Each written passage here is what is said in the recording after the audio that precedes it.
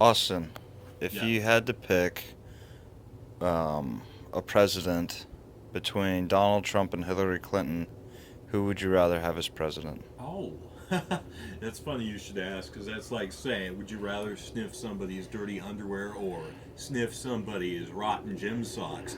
Well, at the end of the day, I think, they're both bad options, but considerably thinking, I think, Donald Trump was definitely the lesser of two evils, and I'll say this because, yes, Donald Trump might say a lot of things that are abrasive and obnoxious, but then again, we got Clinton, who is involved in the email scandals, and on top of that, she has those allegations about Benghazi. And would I rather have somebody who's obnoxious and a jerk, or somebody who is an accomplice to murder? That's basically what you're asking me. But like, ideally, I wouldn't vote for either one of them.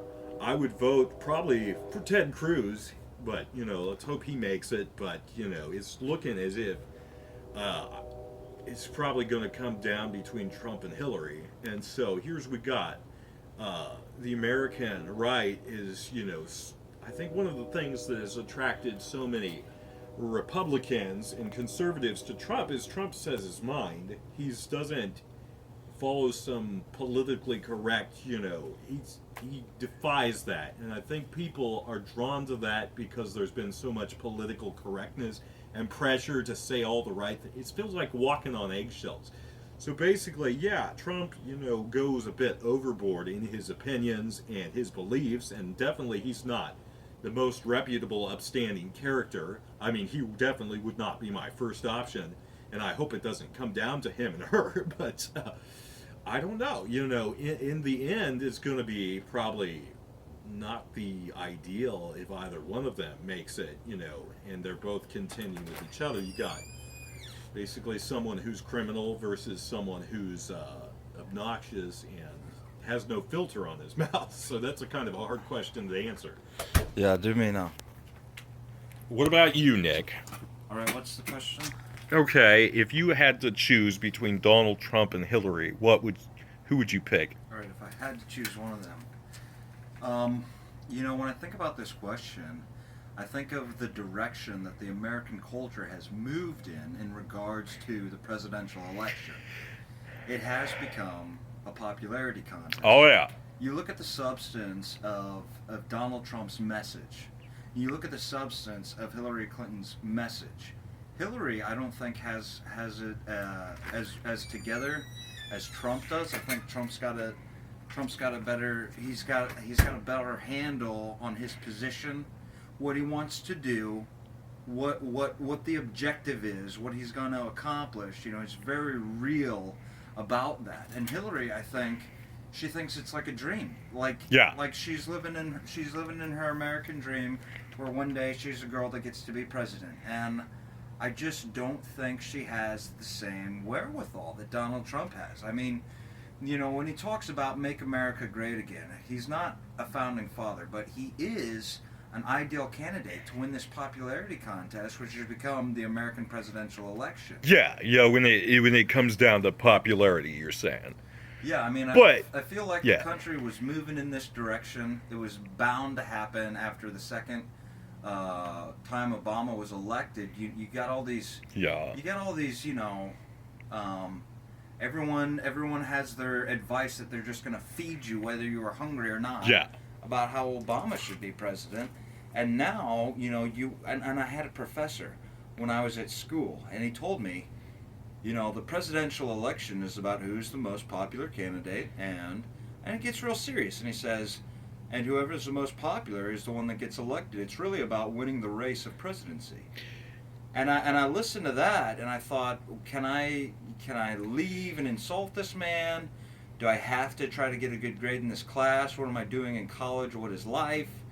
And I began to question life in general, and it was a terrible semester for me in that class, because this man was crazy. He was suggesting that our country submit to the idea that the most popular candidate deserves to be president. Enter in Donald Trump, and we get what we're asking for. We get it now. We have what has happened to our country. What has happened to our presidential race is it is a popularity contest. Yeah. Who's the prettiest in the media? You know, was Nixon and Kennedy, who was prettier? Who's prettier now, Trump or Hillary? Trump is. Trump's prettier. He is the ideal popular candidate. He's the ideal candidate just to win the election. Yeah. You know, once he becomes president, who knows what he's going to do? I know what the country's going to do. Next election, they're going to get it together, and they're going to put a little more interest into the primaries. Is that what it's called? Yeah. You know, Well, and I we think have so. candidates like Ted Cruz right now that don't get as much attention as Donald Trump. And we live in a country where, oh, he's more popular, he automatically gets it. We know how this works. No, we don't, because the Constitution doesn't say whoever is the most popular should be president. We have Yeah. a Constitution to refer to, and we're not doing that. And I feel like we have to get back to that. Yeah. Well, I think, like you said, with With the popularity contest thing, I think people have gone to such a length to vote for what is in it for me, you know, because a lot of people vote on preference of what they like and a lot of people vote for selfish reasons for one particular candidate or another, you know. And I think, you know, as a whole, you know, it's not about just us, it's about, you know, the entire future of America. And in my honest opinion, I think both are definitely not, you know, ideal in this case, since, you know, a lot of people are, you know, going from one extreme to the other. We got one extreme over here and we got one extreme over there, and it's just become like a circus almost. What do you Yeah. think, Nick? Definitely like a circus. And I remember when I became jaded to this subject matter was when not only when Obama was elected president, when he decided in his first presidential election that religion was good to occupy the mind of those that were bored. And that was his statement to the country, that we're more sophisticated than religion, because religion is just good to occupy the people that are farmers that are bored. I was offended by that. I have Yeah, I it have is a offensive. I have a stronger inner peace than this man has because I'm Catholic. And the second election, when he got elected, I was thinking, no. How could we vote for this guy the first time? We're voting. Yeah. We're voting for him again. I did everything. I prayed as hard as I could. I tried to make a difference in the world back then, and nothing happened because the people are so minded about, oh, he's black. That's it. And then what's this platform? Change. Okay, is change necessary? No, it wasn't. What's necessary is to get back to the fundamental roots of the Constitution, which is what Trump wants. But what I thought when Obama was elected the second time was this is a terrible mistake. And then what happened? Gays are entitled to the religious the religious sacrament of marriage. They're not even religious. Why do gay people have to be religious? Because Obama said gays are entitled to marriage. What a terribly terrible thing to dictate on a people who believe in freedom of religion, that if gays want civil union, give them civil union. Do not insist that religion is all about gay marriage. It's not. Not even the gay people care about, oh yeah, we're going to be religious for the rest of our lives now because we're gay. No, they're going to be happy living their lives together because they're gay under a civil union. Obama got it wrong, and he made the country look terrible, and I know that, and that's when I became jaded. Yeah. And now I think, you know, if America is going to survive, if it's going to become strong again, it's going to take more than one magical presidency.